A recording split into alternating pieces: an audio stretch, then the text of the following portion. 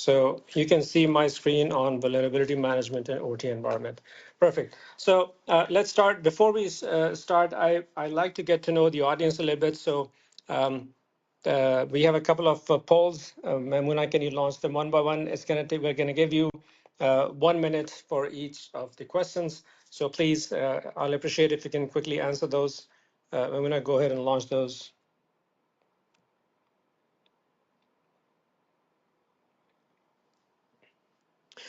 So the first one is, which of these domains is the closest to your primary job function or primary area of expertise? Um, Let us know if you're from control systems background, from OT security, IT security, just plain IT, or any other function.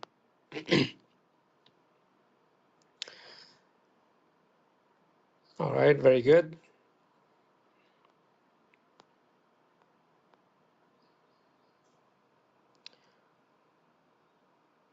Just a few more folks, if you can all just click on the relevant button. It seems like we have a good mix of either control systems background folks or OT security, and a few from IT and IT security, which is good because then we can focus on more on the core content. All right, next one, please.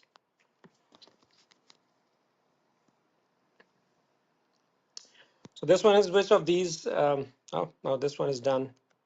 Next one.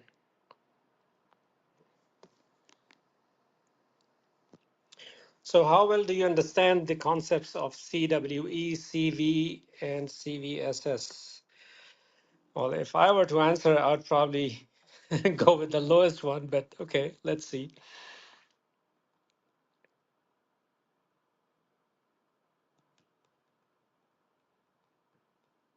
Beautiful.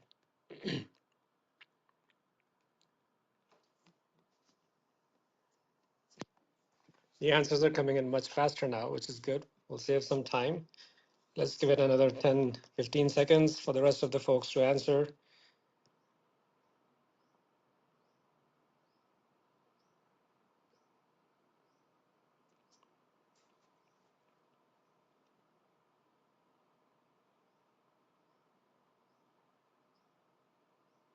All right, very good.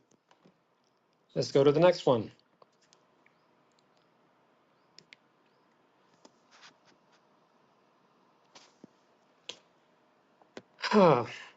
Do you actually utilize these concepts in managing the vulnerabilities in your OT environment?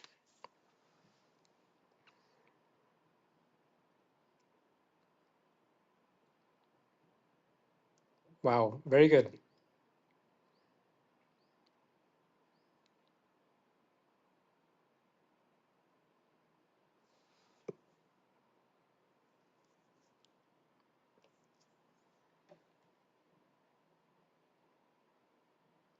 Awesome. So it seems like half of the attendees, they don't use it at all, which is expected. A few of you somewhat use it, and quite a few use it to a great extent, which is very good, which will make my life a little bit difficult in this webinar, but we'll see. All right, that's good. Thank you very much, Maimuna. So let's continue with the discussion. I'll start with a very quick introduction. This is typically the front slide on every webinar, but I'll quickly go through it just to set the context of my background. I am a hardcore control systems person with significant cybersecurity experience. Yes, I'm very old, that's fine. And I have a few credentials to go by with my experience. But the important part is I've spent my life in the industrial environment. So when I talk about industrial cybersecurity, there's a background, there's a context. I understand the challenges that a lot of you are facing. I can relate to it. And then hopefully we can have a dialogue where we can together try and solve these puzzles of OT security. Obviously, the discussion we're going to have is a complex topic. OT security itself, plus vulnerability management is probably even more complex. I'll share my opinion based on my own experience, my own expertise. It doesn't necessarily reflect the opinion of the company that I represent, Asset Solutions. And also, I have the right to change my opinion anytime I want, as based on any new learnings that I have from you or anybody else. All right, so very quickly, because most of you are from the OT environment or control systems or OT cybersecurity, I'll skip through these slides. These are meant for folks who may not have seen an industrial facility at some point in time, but we all know the OT security guys or or control system guys or gals. We understand what this is. It's an industrial facility with some control room and a complex control system, multi-layered with PLCs, controllers, servers, workstations, and all. It could be, let's say, an electrical environment where you have some power plants, substations, distributed environment connected through a WAN environment to a central control center. I'm just trying to set up the context that we'll be talking about. Obviously, a lot of the OT security concepts are shared with IT security, but when we discuss things here, they're going to be strictly in the context of industrial control systems. So I like to set that context to what we are talking about. It could be a SCADA environment where you have the RTUs and the PLCs and IEDs connected over a WAN environment. So basically, all these different systems, DCS, SIS, ESD, SCADA, RTUs, you can read through it. They're all considered OT systems. So when we talk about this topic, vulnerability management, it's going to be in the context of such systems. All right, so let's get to the topic, vulnerability management. What exactly are we talking about? What exactly is a vulnerability? The basic definition as per dictionary, I'm sure this is nothing new for you, but basically it's a weakness. It's a weakness in any, I guess, topic that we were looking at, a weakness that can be exploited, that exposes you to possible attack, whether you're sitting in your office or in your house and your guard or whoever is keeping an eye on things is sleeping, that itself is a vulnerability. In the context of cybersecurity, obviously, we're talking about a weakness or a flaw in a computer system, computer network, or associated processes that can be exploited to compromise the CINA. We know that. So I do that again to set the context about what we're talking about in terms of vulnerability. Now comes the interesting part. Haha. All right. So those of you who said that they have done this quite a bit and they understand the CWE, CVE, and CVSS and all these things, I'd probably love to sit with you and get your take on it. Maybe learn a little bit from you all. But to me, I use this slide to scare people. Acronyms, we engineers, we love acronyms. I think I put a few over here, maybe 7, 8 or so. I could fill the whole slide with 10, 15 more related to vulnerabilities and other related topics. When I try to read these, like I said, that it scares me. Common weakness enumeration, I don't even know what that means. Common vulnerabilities and exposures. And of course, there is a literal meaning of it, a dictionary meaning, and then there is a contextual meaning of it. So we'll try and see how much of this helps us. Okay. I think that even in the initial overview of the webinar, we talked about at the end of the day, a lot of us who are control systems engineers, our job is to make the control systems work, to keep the plants running. For us, these things are not the first priority. So it's a challenge for people like me to understand how these things can help me. At the end of the day, I'm just trying to reduce the vulnerabilities, reduce the risk for my facility. So in order to make sure that those folks who don't have a background on these acronyms, I'll just quickly go through just the 3 of these. The CWE is basically, what was it? I already forgot. Common weakness enumeration. All right. So this is basically a list of any time somebody finds a weakness, and we're talking now in the context of cybersecurity, a weakness in any hardware, software, firmware, or service component that under certain circumstances could contribute to introduction of vulnerabilities. These are not just the vulnerabilities themselves, these are the underlying weaknesses. CVE was developed so that we have a common database that not only identifies the vulnerabilities, but classifies them based on publicly disclosed information.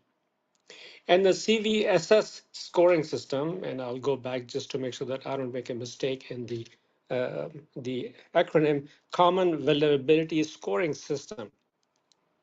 It basically provides a score to represent the severity of vulnerability. So the weakness itself, the enumeration of it, and the scoring. This is typically when we talk about the information related to vulnerabilities through the different standardization bodies. This is what we see. This is what we hear. To add to the complexity a little bit, even the CVSS scoring system, there was a scoring system rating version 2.0, and then version 3.x and 4.0. These two are still commonly used. Obviously, 4.0 is the newer one. But at the end of the day, what CVSS score is telling me is how severe that vulnerability is on its own.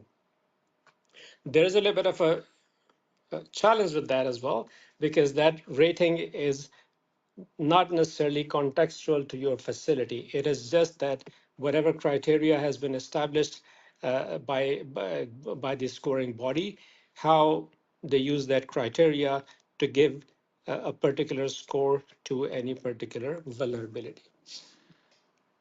So with that, and I guess with a lot of you already knew about this, at least we understand what these three key acronyms mean. So let's talk a little bit about what are the different types of vulnerabilities we could find in, in an OT environment. The most commonly thought of is the product or technology vulnerabilities. I've given a few examples. I'm sure you can think of maybe 20 or 30 or 100 more, because this is the easiest one. Basically, a flaw, a security flaw, a weakness in a piece of software, in a hardware, a firmware of a PLC, or Microsoft operating system, or the Edge browser, or Windows XP, which definitely we'll still find in some places. Or it could be an inherent flaw or weakness in a technology. Like we all know that Modbus TCP doesn't have any encryption or authentication. It's not something that can be patched. The PLC firmware can be upgraded if the OEM releases a new version with the fix. Microsoft patch can be installed on the server, but if Modbus TCP, it is Modbus TCP. There is practically nothing you can do about it. Obviously, there are some newer developments, and I'm not talking about those. Most of my comments are about what has traditionally happened in the industry. You could have vulnerabilities in the implementation of ICS, the control system itself, or cybersecurity. If any one of you are like me, I've implemented literally every control system technology that is out there, the DCS, the safety system, SCADA, and PLC, and this and that, from all leading vendors and manufacturers that are out there. And I used to just say, okay, how can I make it work? Forget about the password. Even if somebody requires the password, it's 1234. Just make the control system work. So in the implementation phase of the control system, we never considered cybersecurity, right? So it could be something as simple as, well, let's just connect it to the enterprise. I know a lot of companies are not necessarily doing that. There's been a significant improvement in the IT-OT segregation part, but I'm just trying to make a point about what is when we say vulnerabilities in the implementation, it is how you have implemented the control system itself, or even the cybersecurity controls or technologies that you have implemented. So if it is incorrectly or poorly configured firewall, which I have seen a lot, that there's a firewall installed, but the rules are not appropriate, that itself is a vulnerability, in my opinion. All right, so there could be physical vulnerabilities. The cabinet doors are unlocked, unrestricted physical access to the control room, the workstation, the servers. There could be vulnerabilities in the process that, okay, well, we do allow USBs, but there is no clear process on how, who is allowed to use the USB when and where and all that. There could be a lack of process to manage user access. If somebody comes in today, okay, I'm the new engineer, I'll give you access. So definition of clear process and how to manage user access. This is another example of a process vulnerability. And of course, the biggest vulnerability is out here, that people, that lack of awareness, lack of training, we share passwords. Literally, I've seen experienced people, experienced cybersecurity professionals, at times they end up sharing the passwords. I'm not going to judge them because I've done that too in the past. But bottom line is that whether it's right or wrong, whether I've done it or not, it is a vulnerability. So today we'll focus mostly on this part of it, because this is even more complex topic. So I'll just focus on the product or technology vulnerabilities. And that's where the CVE, CVSS part also plays a more, I guess, active part on how to classify the vulnerabilities discovered within the ICS.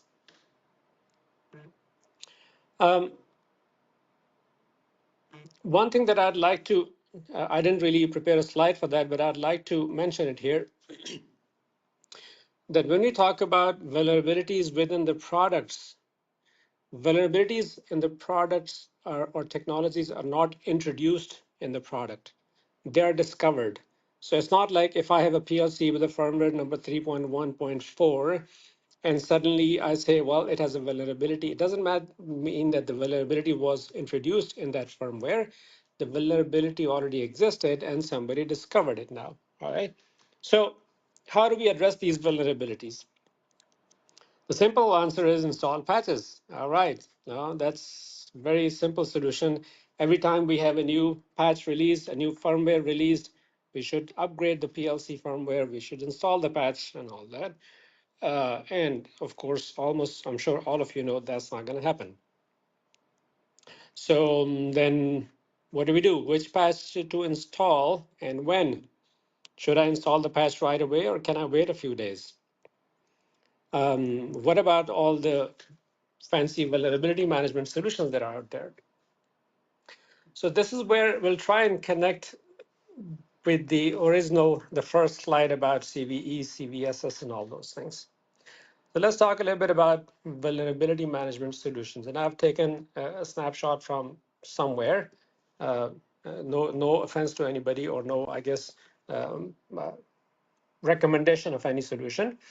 But this is, and now I'm gonna act like a good old control systems engineer whose job is to keep the control system running.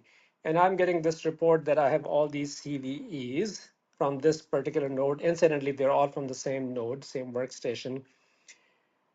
And their score is 4.3 and 5.3 and 6.5.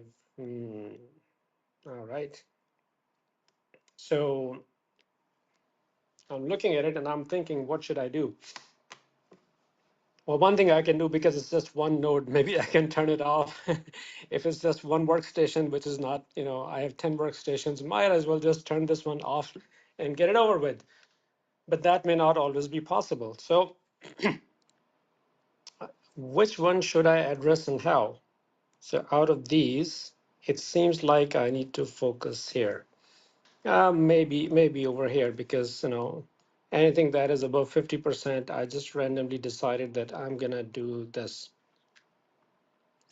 And I'm reading this, and again, I'm acting as a control system engineer.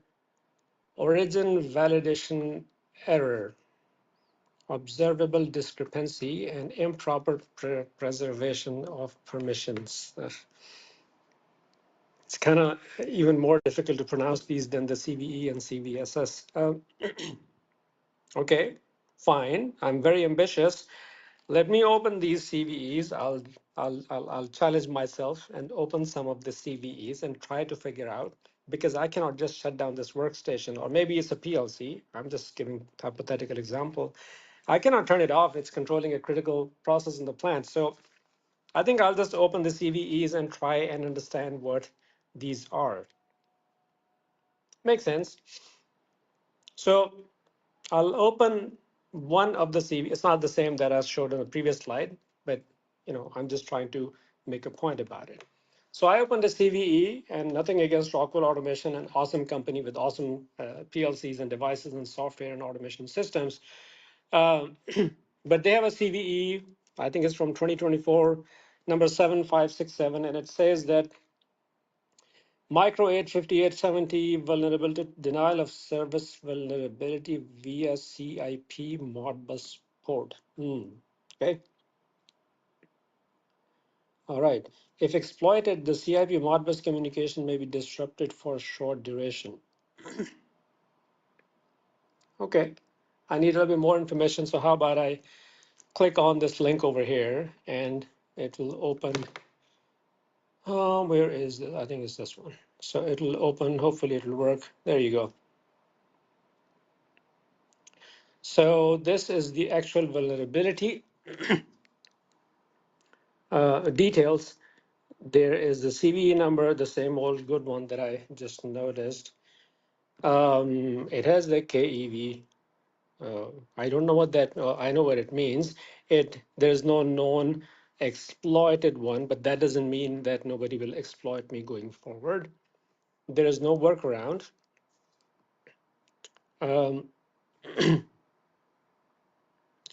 so I'm reading through it and I'm trying to understand what this says. It applies to micro 850, 870, 2080, L50E, and L70E. And it was introduced in version 20.0.11, and it was corrected in 22011. All right. And then it has score 5.3 based on the 3.1 standard.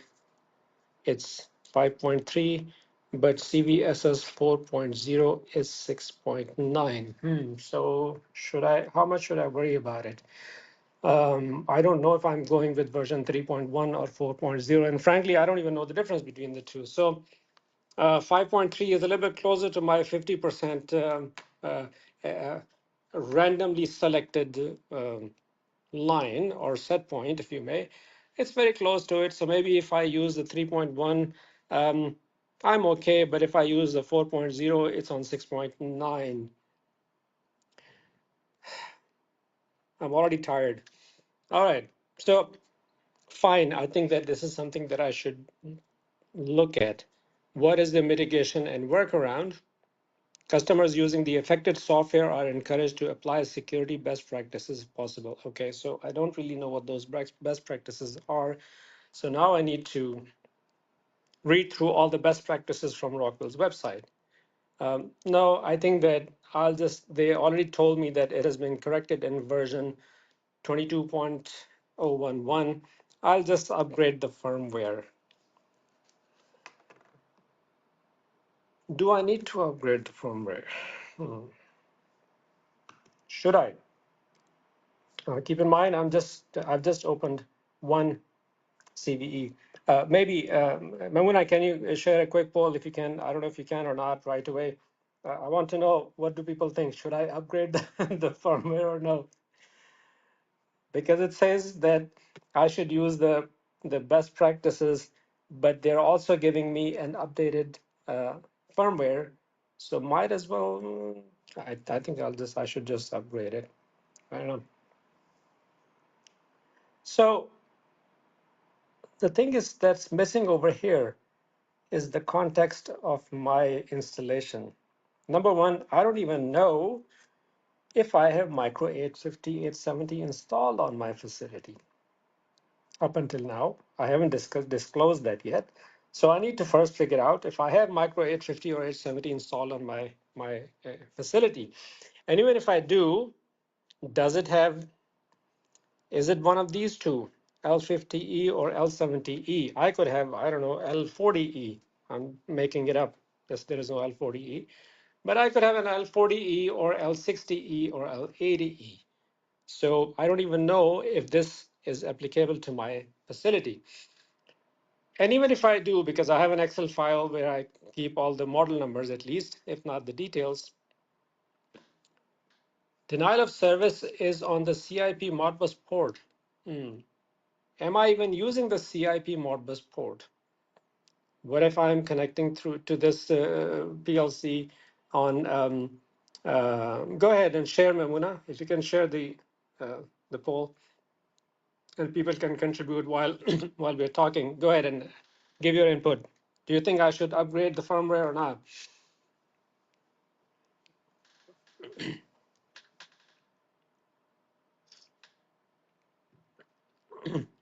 All right, so half the folks is 50-50. Half the folks are saying yes, and some are saying, oh, we have a very even contest. Yeah? Are we rigging the results? 50-50, exactly. Wow. So my, frankly, that's a very good answer because there is a 50-50 chance that I will upgrade or not. And the reason is I need more information. If I add all some of the information I already discussed while we were waiting for the poll, for example, is this, I don't even have this PLC. If I don't even have this PLC, then there's no point in upgrading. But if I have it, am I using the CIP/Modbus port? If I'm not using the CIP port, I will never have the denial of service attack. It's not possible because that port is not even connected. So how can somebody exploit this vulnerability and create a denial of service attack for me? So what I need to know first is, do we have this PLC? If yes, on what locations? Because I'm responsible for a water utility company which has about 5,000 assets distributed all over the city. And out of those 5,000, I don't know how many are micro and how many have L50 and L70 and how many we are using CIP and Modbus port. And even if I am, well, those devices are used for critical process control. I'm just making it up. So I cannot just shut down the facility because there is a slight chance often somebody exploiting it. I may consider other things. For example, where does this sit in the overall architecture? So if I have a DMZ and a firewall and then level 3 network, and then I have some servers and some level 2 networks, computers, and then there's this, and then I have the 4G network connected to a 4G receiver, and my micro is sitting over here. Do I really need to worry about denial of service over here? Possibly, yes. I'm not saying I don't have to, but all I'm saying is that all these things need to be considered before I can decide whether to upgrade this firmware or not. So this was just one example of typically how these look like. And I have a couple of others. This is from Siemens, because I don't want to be unfair to Siemens. We have to mention that. After Stuxnet, every cybersecurity discussion has to have Siemens in it, of course. So why would I want to be left behind? So this is another one. And then I have to figure out again that this is applicable to the Drive family and the ET200SP and S7. Wow, many different families. So I need to figure out whether it applies to me or not, whether I have these devices in my facility or not, number one. And second, and then decide what exactly those vulnerabilities are, and do those vulnerabilities apply to me or not. And most importantly, look at the statement. After I have done all that exercise, I read the statement and it gives me a depression that after I did all the work, I spent 2-3 days figuring out which computers or which PLCs I had that had this particular vulnerability. And then I found out that Siemens doesn't even have an additional workaround and mitigation. They're saying, well, too bad, figure it out. They're just saying that implement some best practices somewhere down there. They talk about it that I don't know where. They're saying go implement the best practices that we have provided. So yes, these CVE, CVSS, the vectors, the CWEs, these are important because they give us the context. They give us some kind of value number. We all like, engineers like numbers, 7.5. But that 7.5 itself doesn't tell me anything. It doesn't help me as a simple control systems engineer, or even if I'm an OT security engineer working in a plant industrial facility. Just looking at the CVSS score doesn't help me much. At the end of the day, all I want to know, what do I do? Tell me, where do I click? That's basically what I would want to do. So let's go back to our slides and see what else we can talk about.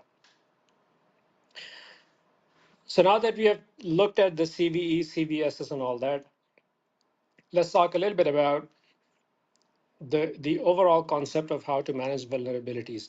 Some of it I already indirectly addressed in the discussion in the past 20 minutes or so.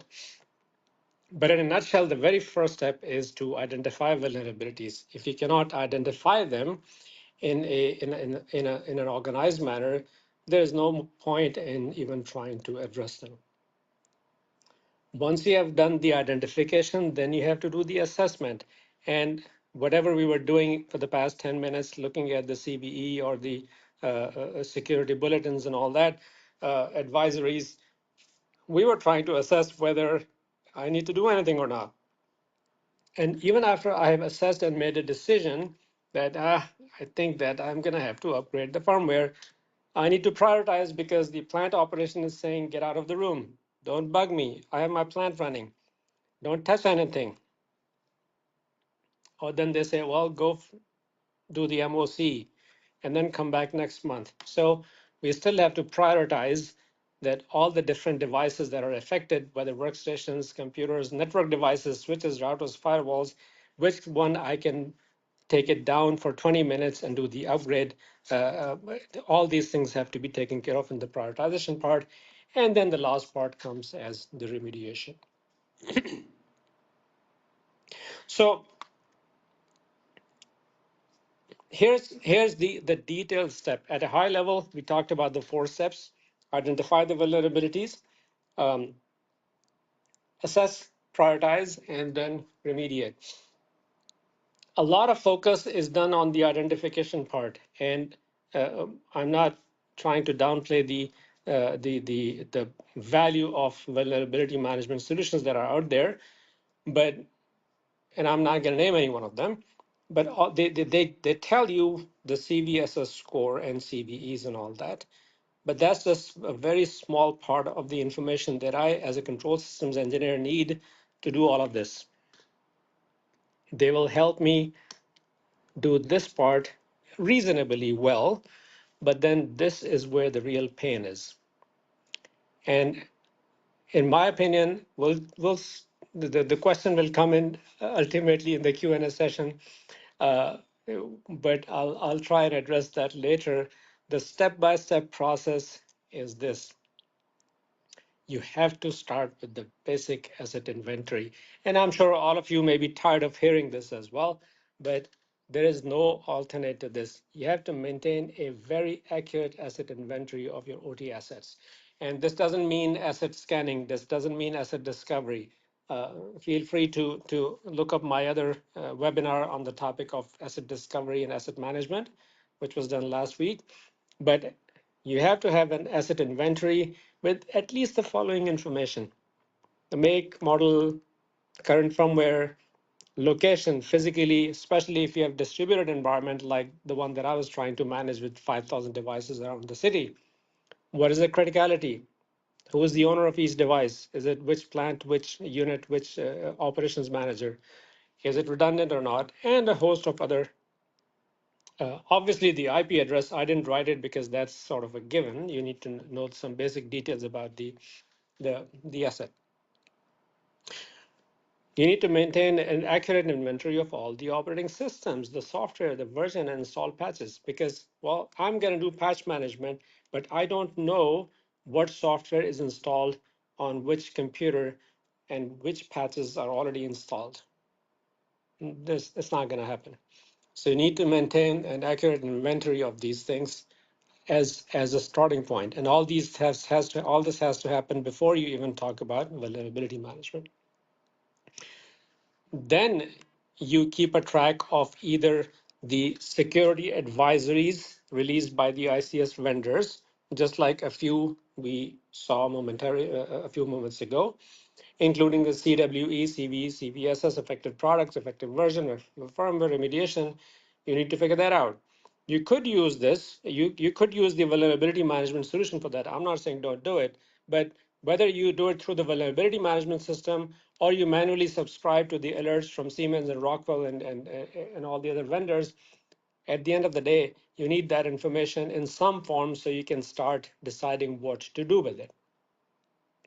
The next step becomes even more challenging. Now, just like we simulated from the couple of advisories that we reviewed, you compare the list of affected products, their version, their firmware in the advisories with your asset inventory and your software inventory to determine if you even have any affected products in your organization. If you have determined that a few are affected, then you decide which vulnerabilities are applicable to which asset.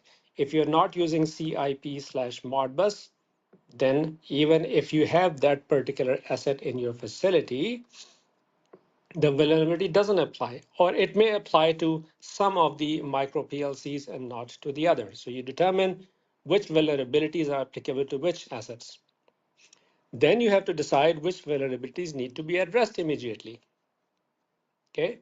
Well, even if you are using this particular case of CIP/Modbus, I gave the example that the micro PLC is so far down the chain that at that level, denial of service, you have so many firewalls in between and so many other, I guess, routers and restrictions in between that for somebody to cause a denial of service, they physically have to go in and plug into that device and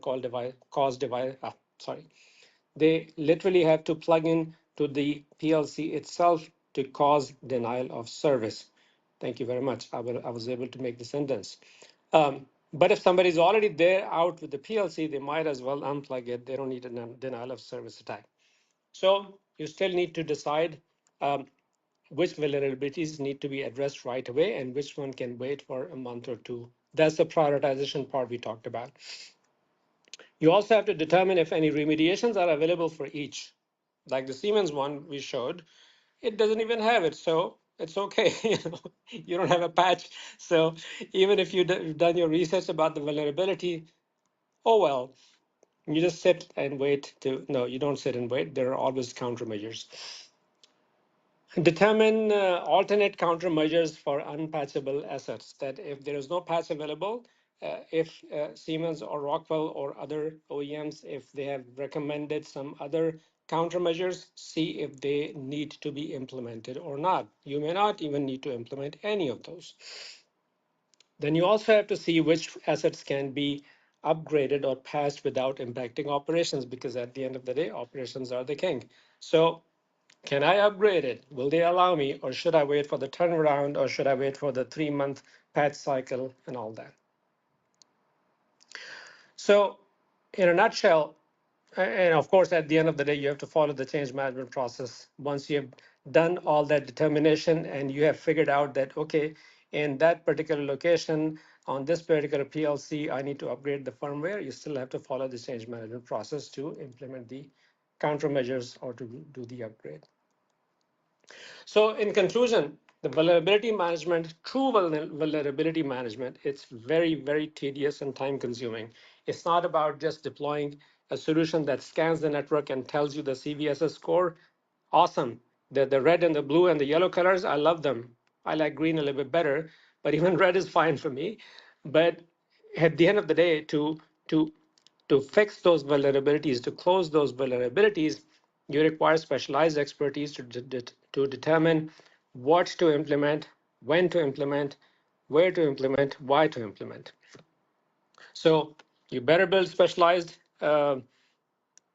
team. Pardon my last minute slide. Either you build a specialized team within your organization, or you engage external specialized expertise who do this day in, day out as they're living, and who can help you with managing these vulnerabilities. I think that's it from my slides. I will open the forum for any questions, and I'll be happy to answer those. Feel free to type your questions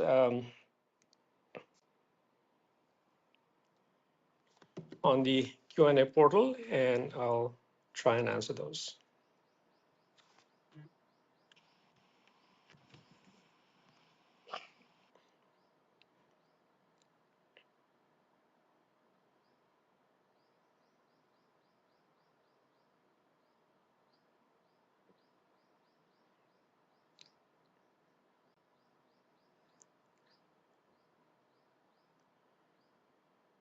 And Memuna, you're going to have to help me in with the questions because I don't know where to look for them. You need to go at the top right corner. You will see a box with the question mark on it. Once you click on it, you will be able to see all the questions. All right. Oh, so let's see. So one question, that's a very typical question, that why can't we use the vulnerability management systems that can be installed to manage the vulnerability? My response to that is that I think I partly addressed that question. That vulnerability, if I go back to the to this part here, the vulnerability management systems, they help you with this at best, I would say, that they help you identify vulnerabilities. Because remember, we talked mostly about the technology, the product vulnerabilities today. The vulnerability management systems will most likely not tell you the vulnerabilities in the implementation. Some of them do it to some extent, but not full. But then they'll definitely not be able to find the vulnerabilities in the process, in the people, and in the fifth one that I forgot. What was the fifth one? There you go, physical. So the door is unlocked. No vulnerability management system is going to help you figure that out. So yes, the vulnerability management solutions will help you with identifying the vulnerabilities. But after that, all of the work you have to do as cybersecurity engineers or professionals to do the assessment and the prioritization and the remediation part. Questions like an IT infrastructure, OS gives, okay, let me look at, gives us guideline about a secure web application. Are there any guidelines for OT systems? Too many. There are too many guidelines in OT systems. And obviously you can start with a good old 62443 and then all the other standards that are out there. Complying with these standards is another pain, and we'll talk about it in some other session. But like I said, that the guideline that I have provided today, that is, I like to give more practical advice. I'm not a theory person. You can talk about all the standards and all the different tools and technologies, but at the end of the day, what you see on the screen, this is it. There is no shortcut to it. Yes, you can try and optimize it. You can make it as efficient as possible using technology, using tools. It could be something as simple as Excel. It could be a vulnerability map. But at the end of the day, the guidelines are just going to tell you, especially if you talk about web application is a very specific type of application. In control system environment, we're not talking about one particular application. You have the complete network, which is scattered all over the place, segregated networks, layered networks. You have so many different type of applications, the servers and workstations, all the way going back to Windows XP. You cannot have one guideline that if I do these three steps, I'll be okay. You need to do the step-by-step that I mentioned a few minutes ago. In electrification networks, that's the next question. In electrification networks, nowadays breakers are communicating directly with SCADA. So how to check CVs for these devices which are not PLCs? Beautiful question. I don't look at CVs, CVS. I don't look at CVSs because they they make me very stressed. They make my blood pressure very high. Because I don't know what to do with them. So if I tell you that your breaker number 4 is has a vulnerability that is CVSS 6.5 and breaker number 5 is 7.3, what will you do with it? You have to put that into the context. Maybe you need to upgrade the one that is 6.5, and maybe you don't need to worry about that is the one with 7.3. So you still need to do this whole exercise, and I'll go back here. You still need to do this whole exercise. What's on the screen? You need to figure it out. Do I need to take any action or not? And that's why I said it is a specialized. Your shortcut is if your management allows you, just upgrade the firmware. It's okay. Forget about the CVSS. But if they say no, you cannot shut down the substation, which is most likely the case, then you do need to do this process. If the CVSS is 8 or 6, it's not going to give you a whole lot of value in terms of what you should do.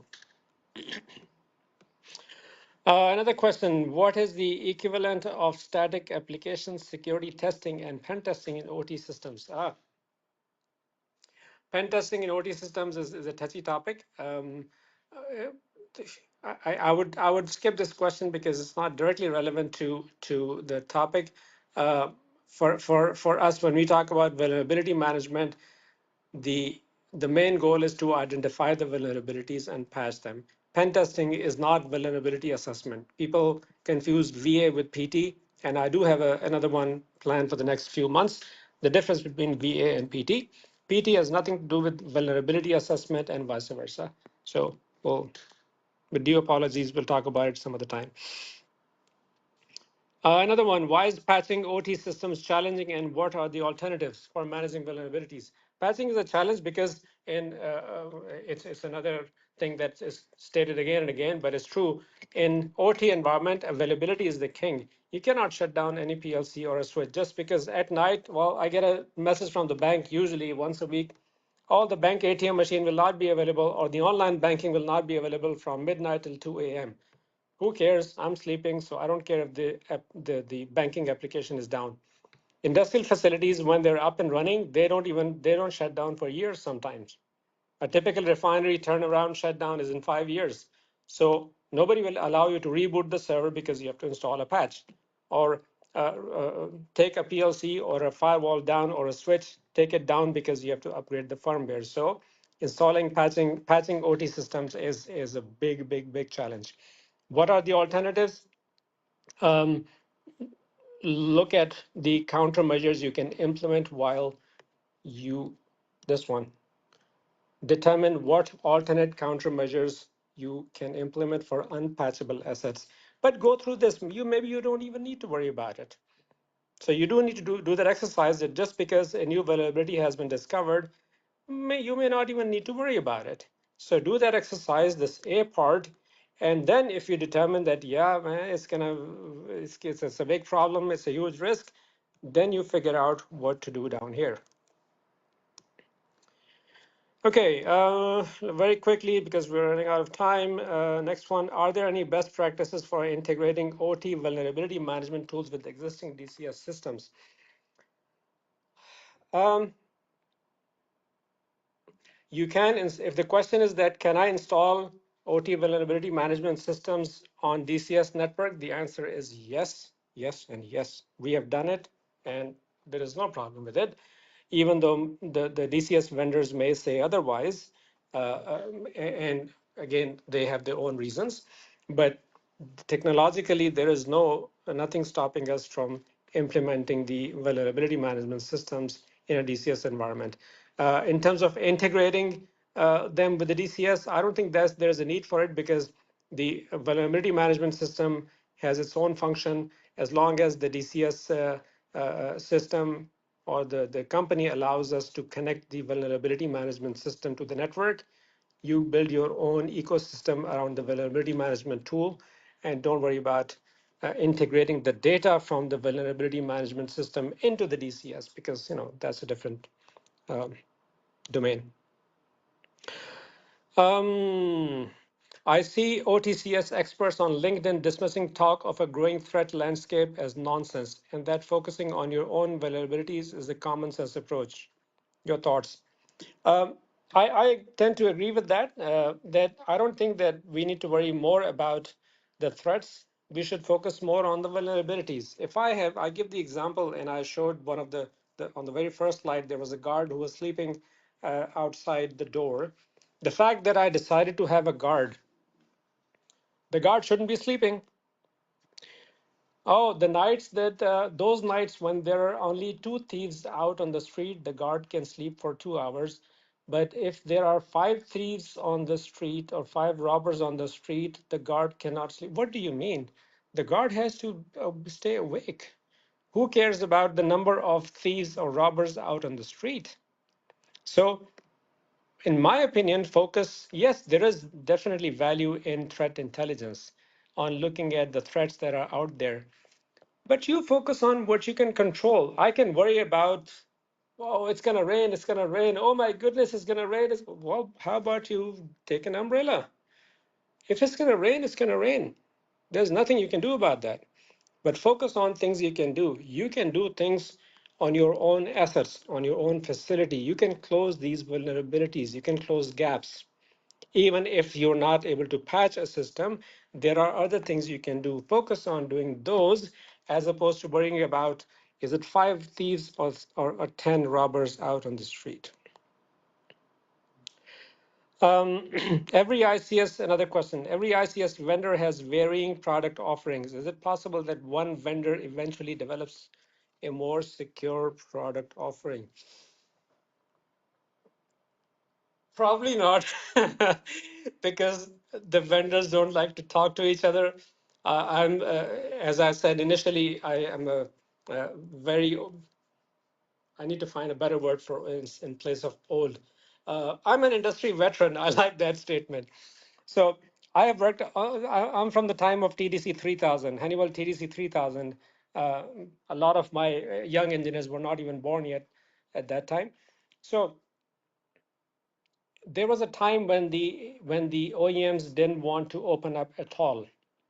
They had these closed systems, and when the first wave towards open system came, all these OEMs said, no, no, no, no, it's gonna compromise it's gonna mess up the integrity of our system, and I'm saying it with due respect for all my friends in all these OEMs. No offense.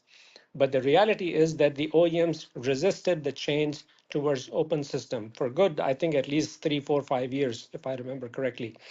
But ultimately, the market, the industry, they pushed them to open up. And now everybody is claiming, oh, our system is open, our system is open. Ultimately, I think that some sanity will prevail, and the OEMs will start collaborating towards coming up with a common standard. But I think that it's going to take a significant amount of time. It's not going to happen in months, not even a few years, because of the different varying level of challenges that this particular topic entails. So when you say more secure product offering, each vendor will try to make their own product more and more secure. But if a Modbus TCP is not secure, it's not secure. The vendors can't do anything about it. Can we have a copy of this presentation? I think that it's going to be put on YouTube, so you will be welcome to review it there again as many times as you want. And the question, is there any advantage? Somebody thanked me. I really appreciate your comment of thanking me, and I thank you for participating, so appreciate it. Another question, is there any advantage in adopting communication protocols from IT systems like HTTP, gRPC, MQTT instead of traditional OT? It's a different ballgame. Some of the IT protocols are used in OT, like HTTP or HTTPS is quite common, but the use case is very different. Um, in OT, machines have to talk to each other. In IT, humans have to talk to machines. That's the basic difference between IT and OT.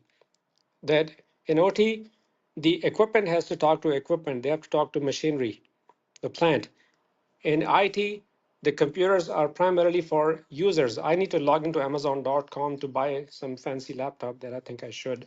But in OT, two PLCs talking to each other and exchanging very specific tags, some very specific pressure and flow and temperature data. So while there are some use cases for IT type protocol, in general, the OT protocol will stay like this for near future.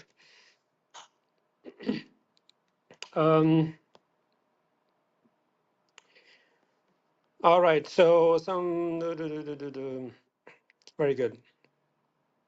I think that's it for the questions, and we are already out of time. So I'll just put this last slide up on the screen. I appreciate everybody attending, participating, and especially asking questions and responding to the polls. It helps me keep things focused on the interest of the participants. Our next session will be in about a month, exactly a month on one day. Time will be 3 p.m. to 4 p.m. KSA, which is 2 p.m. to 3 p.m. UAE. It's going to be on the topic of patch management in OT environment. You can scan the QR code and register. And I really appreciate your participation. Thank you very much.